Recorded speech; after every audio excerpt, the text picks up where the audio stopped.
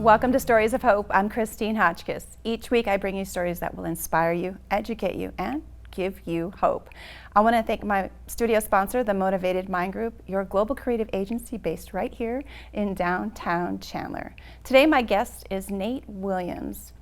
He is a former Blood gang member out of Compton, California. His childhood up to the age of 17, and he was put away for 32 years of his life, and I'll have him explain how and why. He's also the founder of an organization called Choices for Freedom, based right there in California. Please help me welcome my guest, Nate Williams. Welcome, Nate.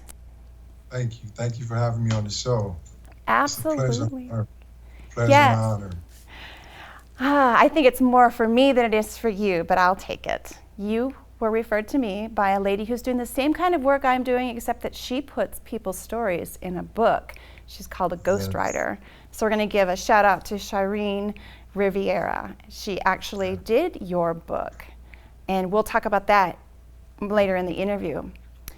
17 years old, and you went to prison for 32 years. You were just a baby. Please tell me what happened. I was the result of pipeline to prison. I really didn't commit a crime. I was walking from home, going to the store, and my friend stayed 2 houses away from me. He did something, but he didn't tell me. And he had a radio, and I said, "Can I use your radio and I'll drop it off by your house when I come back?"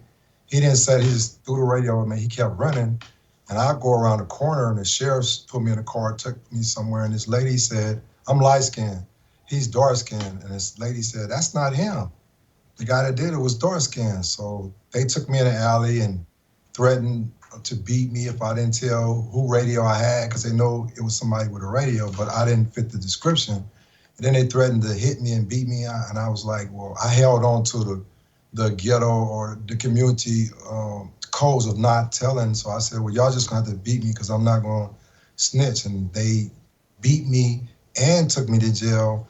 And, going to jail, I learned that when you go, the detective coerce you into taking plea bargains. 90% of all cases in California are plea bargains, because if everybody was to take a trial, it would shut down the whole system. So I went to jail for something I didn't even understand, first of all. And then when I got in the system, I was fearful. And when I came home, I did join the gang because I thought that was the way that the society said I would be in a gang, I would die at a certain age. I didn't die, but I was in a gang that I'm just now recovering back maybe 10 years ago. Giving my life, I've been free for 10 years now, doing amazing things out here in this world. That's like a dream to me. And we could talk more, but it's like so many degrees of my life. It's not just come out. I've changed laws. They don't even sentence kids away. So the thing with me was I was only 17 years old. And they had to determine whether I go to prison or California Youth Authority, be dealt with as a kid or adult. Why would America send a kid to adult system? That was wrong. They did do that. So that was 40-some years ago. And the psychs and psychiatrists, they did a diagnostic study on me, a 90-day observation before they sentenced me as an adult. And the psychs and psychiatrists at the Children's Center, California Youth Authority, said, no, his brain is not fully developed till you're 24 to 25. It's wrong to do that. They did it anyway. The prosecutors it was a commercial that said, use a gun, go to prison. And they were using that and just sending all these kids to prison before the crack and all the other stuff came. I was before that. So when I came home after 32 years, I was supposed to they sentenced me to 25 years of life. Even with that, 25 years of life, you're supposed to do 16 years. I went 32 years as a kid. So 17 years old, I felt they should have just gave me, if you're gonna give me a life sentence or any kid, give them how old they are. I was 17 years old. Give me 17 years of life. I would have been, I am a good product, but I would have been even better and maybe help more people out here, because I'm helping so many people come home, as well as people in society that never even thought about registering to vote or their health, or just being safe in the communities, making what I made the problems I've caused, I corrected and going beyond. That's why I feel like I owe society back a lot because I did do a lot, and I always say that I didn't. The reason why I possibly did more time is that I'm a Christian. I'm a born again Christian now, right? I'm saved by the blood of Jesus, and I think now in spiritual and biblical, and I think I did do that crime, but you also got away with these crimes. And this is what me and him personally, that I have a relationship with him, that now it's just free slate of helping people, praying, and just rewarding so much stuff. The Bible tells you it gives you property and things. I have it, and it was like a dream, and I thought it was luck at first, but it's God. It has to be God. It's God. It's a blessing of God. So, It's too much luck. Nate, it sounds like you were made an example of, unfortunately. And I want it to be known now that whoever sees this isn't a bashing about any particular type of law enforcement, the people that were behind it. Rather, you turned it around because we already know this happens more often than it's been talked about. I'm getting the opportunity to speak with you because you were one of those individuals that people just hear a very clip or a blurbage in media, and then everyone makes their own assumptions and draws their own conclusions on what they think happened versus what truly happened. You are the version that says this is truly what happened without saying we're pointing blame on something. So I want to let that be known because I don't want to get hating on me or hating on you. But what you did was you took that pain, you turned it to power. And being an example sometimes can turn to be a beautiful thing, as you have already expressed. I already know that you're a founder of a nonprofit, which we'll talk about in a minute. But I want to go a little bit more to where people can actually understand. You already said, and I already said, you were just a child. You were given an adult sentence, a life sentence, that I don't find to be fair, but I don't get to decide, neither do you. You served the time. The unfortunate part is you lost some valuable time, in my opinion, of the years that most people are out here celebrating milestones and birthdays and things that happen in our lives. So I want to say I'm sorry just because I am who I am. But I want you to give us more of an idea of what it was like for you being a kid, gang member or not, because people think when you're a gang member you're tough, but they don't understand what a gang member is. So can you give me a little bit more about what a gang member is, and then how it led into how you were able to survive in prison? Can you do that? Okay. Yeah. So my father was an alcoholic, and he left our home when I was 8 years old. And the last words my father said before moving from Compton, California to Alabama, he said, "Be the man of the house and take care of your mom and your sister." I had a little sister, and my mom, as soon as my dad left, he said, "Be the man of the house." As soon as my dad left, my mom immediately hugged and embraced my sister because she was a girl. But I didn't get that. And I really wanted, because I didn't understand what divorce meant. And I thought that he didn't love my mom and he didn't love me or my sister. So when he left, I didn't love him either. I started, feeling like he wasn't a man. When he said be the man, he was a man, but he wasn't. So I'm looking for what is a man. And when I went to jail for somebody to do and seeing these gang members, they was like exciting. They didn't have to go to school. They had all these cars and things that were trickery till you attached to them, till you once I got into it. It's like, oh, I didn't know this when I signed up, but I couldn't get out. If I would have tried to get out, once I realized what it was about, I would have became a victim. So I just excelled in being a gang member, and it led me to committing a serious felony. And I did 32 years for a crime, and I'm back now 10 years out free, and like I said, committing wonderful things. What's really changed? They say that we are who we are because of where we have been. I'm a firm believer of that, and I think our whole life, when we recognize what those are, why we are the way we are, based on how we've been programmed, our cultures, our environments, and society. There are choices in it, and we, I think, can agree that there's always a choice to everything. There's a consequence, there's a reward to either the choice that you make. You felt that, and you already expressed it, that there was the brokenness in your family. So you interpreted it as one way, and then it turned into a not so good situation. And then you even mentioned, and I've heard this before, where people say, I got in and now I can't get out. And I'm not sure how to understand how you can't get out, but knowing the history of gangs everywhere, but mostly we hear about is like Chicago, or we hear in Compton, they're pretty tough. And you said then you would become a victim. Please explain to me and my audience what that means. Is that a sacrifice of your family or a sacrifice of your life? What is that? Yes, that could be a sacrifice of your family, your life, because you got to look at what gangs are. They're they do things criminally, and some of these things are still, like, I can say things that can put people in prison. People can say things about me of my past. So those are the things that they want to protect. As long as you're a gang member, you're going to always be loyal to that.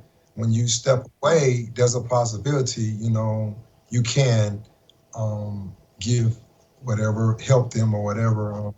But that shouldn't be a point. That shouldn't be a factor in you changing, because that's not what's with cry. All you have to do is just stand up and be a person. Um, And I don't want to get into the details of being a gang member. I just want to have a better understanding so other people would have a better understanding as well. And hopefully that clears anything up. It has helped me. Thank you. And I don't want to get too much into you being incarcerated, but I do want to know, you were just a kid. Were you angry? And there's a lot of years that you lost in that time frame. yes, I was very angry, because that wasn't the crime that led me to the serious crime. The crime that happened, I didn't commit a crime. So I gave up on when I went away. They sent me to a camp for 6 months for a crime I never committed. I got beat up by the police. Even when I was in a camp, the camp directors and the counselors knew. They told me, we know you didn't. It's obvious, but I didn't have no attorney and other things to fight. I'm a kid, so they let me go home early. They had me in a job where it was two of us. One of us was doing what we both was washing laundry. One kid would work one day and I would work the other day. I'll go to school one day, I'll work the next day. They walked the head director off. They walked this other kid off. And then last year, these lawyers in Beverly Hills contacted me about my childhood, something that I covered up and thought I had got over. These lawyers wanted to know about that kid being sexually abused while I was there, right? I don't know about that, what happened. All I remember, they came and got the director, they came and got the kid. I watched all of the staff sheets and all that. They used to ask me for extra towels and stuff, and sometimes they were like nice play, tattoo on a butt, whatever. It was never no sexual with me, but with that one kid, it must have been, because they took both of them away. Fast Okay. forward. So there's more trauma that's going Mhm. on inside those walls, and we won't get into a great Yes. deal of that. I don't want anyone to be upset or again come back at me or you. It's a real life situation that goes on that we are blinded by, or we are naive, or we are sheltered from. So we're going to move forward from that. I'm sure you had no trust in anybody after finally coming out to know what life was all about away from that environment. Yes? When I first came out, Trust was yes, probably the hardest thing for you to find. it still is with relationships. Like my growth stopped, and in there was no trust. So coming out here, I have to really get to Understand. know you. It's just family right now, and close friends. Yeah, it's not that many people that I really trust. But there was a part in you that you trusted, and this is where I get to ask some really fun questions. Because I know you've had the privilege of meeting a celebrity that recently passed away, Harry Belafonte. Oh And yes, yes, anyone that knows who he is, or excuse me, he was an actor, a singer, an activist, and yes, supported the civil rights movement. yes. How did you get the privilege of meeting this man? Oh, while I was in prison, what changed my life was my daughter coming to visit, and dad took my contact visit. She was behind the glass. She was crying, and I said I had to change some behaviors to not ever make her ever cry again. That's what I did. But when I was changing, I started this organization in prison, and it was a culture. We was trying to bring in culture events and reentry programs when we wasn't even going home, but we was doing it for the guys that was coming in out of prison, and it just got bigger and bigger and bigger. And I was emceeing these events. It was Black History Month events and Juneteenth events. So I had to go study about, and I wasn't a true believer of Christ or civil rights. None of that stuff was registering. But I had to go read about Martin Luther King I was an MC on all these events on the yard, like thousands of people. So I had to go research to do a speech or whatever, depending on whatever holiday. All the time, Dr. Martin Luther King's speeches was the most that I would speak on. And my grandmother was a real Southern Baptist Christian that used to come to the prison. And the officers that beat me up when I was a kid, that's the anger that I still held on to. Even 25 years later, she came to visit me. She said, "You need to let that go because nobody stays the same after 25 years. I said, "No, my dear, they're still racist. They beat me as a kid." I said, "Why don't they come apologize now?" She said, "Look, you've been in here 25 years. I said, "Yeah." She said, "I've seen it change. You're changed." I said, "Yeah." She said, "Trust me, nobody stays the same. Pray." And she wanted me to repent all kinds of, but I didn't want to do it. A year later, she passed away. And I got a letter under my door from the victims of my case forgiving me. And I couldn't understand what that was. How could a family forgive me for doing something? And it was agape. I'm finding out later, agape is the same love that Jesus had for the world. Like all the things that happened to him, that's what that family had that they gave me that I couldn't even understand in, but I'm grateful now for that gift that they gave me. A lot of people need to understand what that is, but I think we have to go through stuff to understand what that statement really means, too. Unfortunately, we do get hurt by people. We are emotional creatures. And I think the best thing was said to you was forgiveness is really a huge part of how we can move forward in our lives, which is another choice that we get to make, right? And I met him, both our birthdays, Harry Belafonte, is mine is March 1st.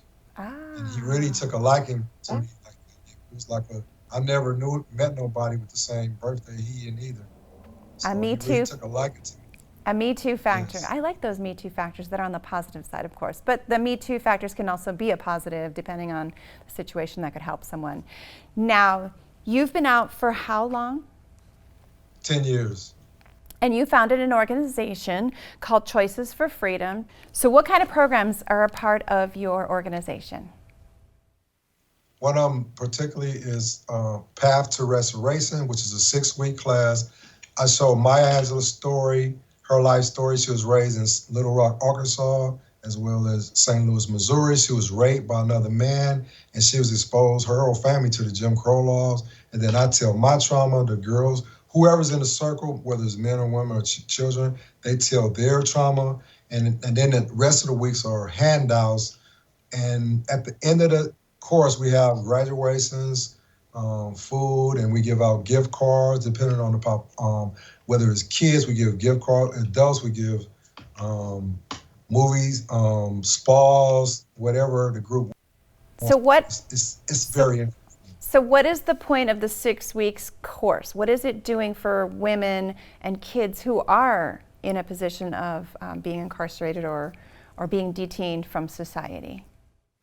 It is showing them that the bigger picture of when you're stressed out, when you're going through trauma, the bigger picture is how you never get rid of trauma. We try to show them that it just comes back around in cycles, and it's how you deal with it, whether you have to go talk to a therapist or somebody, a relative, or we try to get them to not go to that point, to understand that life, you're going to be like up and down, up and down. And it's the down part, the part where people either go into depression or use drugs, but it's part of life.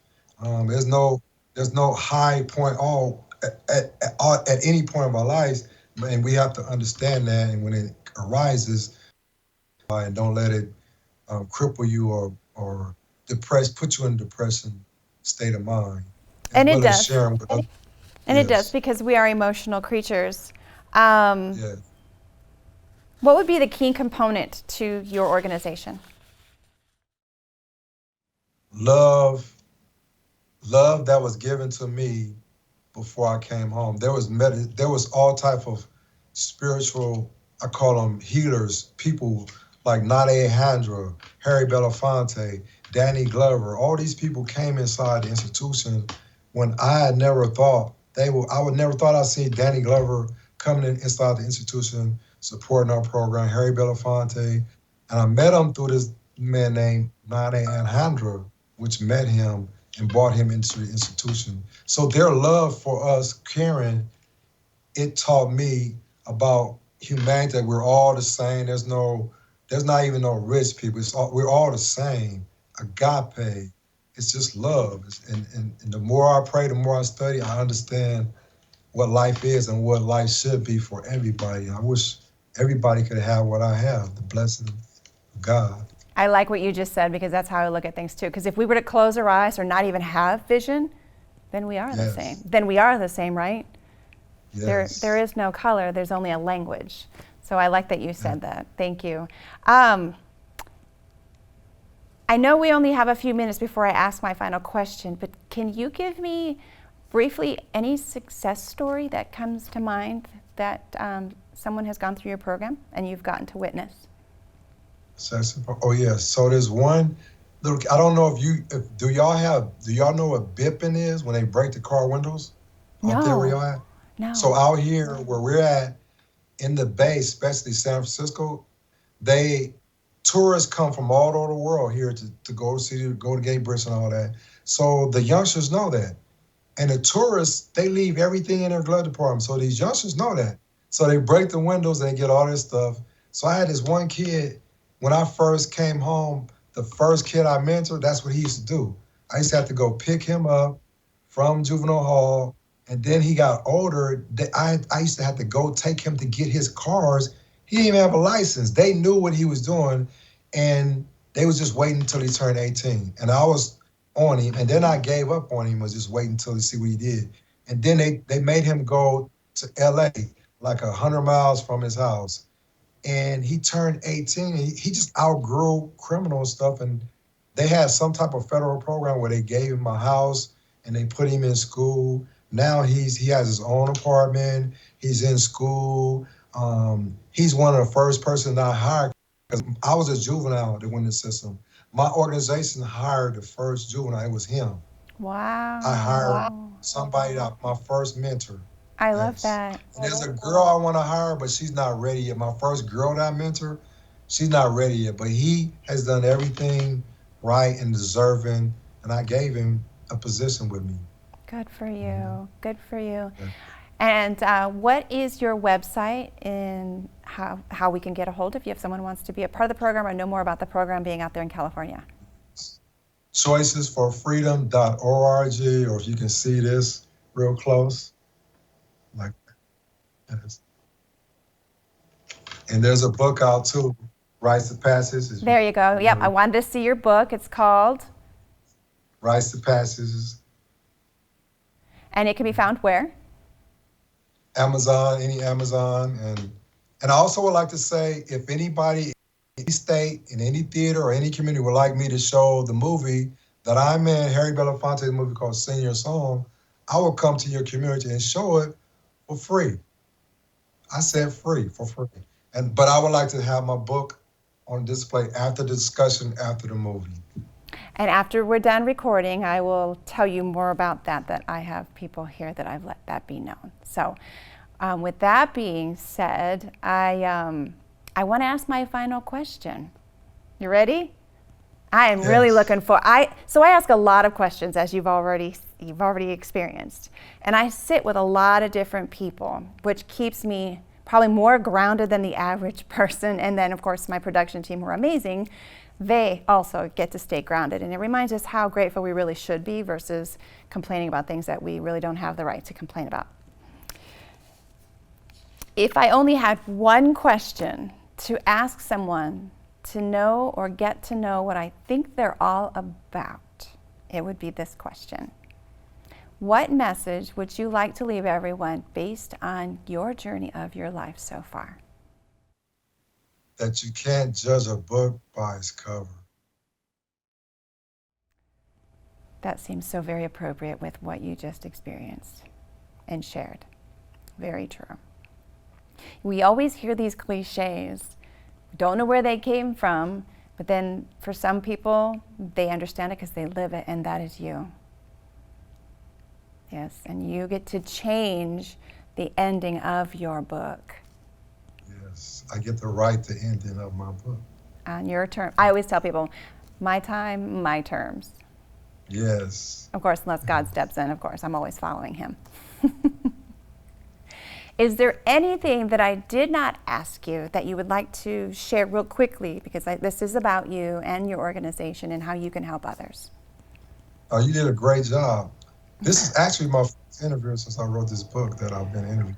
Oh, I'm even more honored. But you've got to speak around places that I would just be honored to do. So you're ahead of me. But yeah. Well, congratulations. Thank you. Thank you. Thank you. Perfect. Thank you again for being my guest. It does mean a lot to me, and I'll let you know when I talked to Shireen how impressed I was, because she said your story was pretty moving.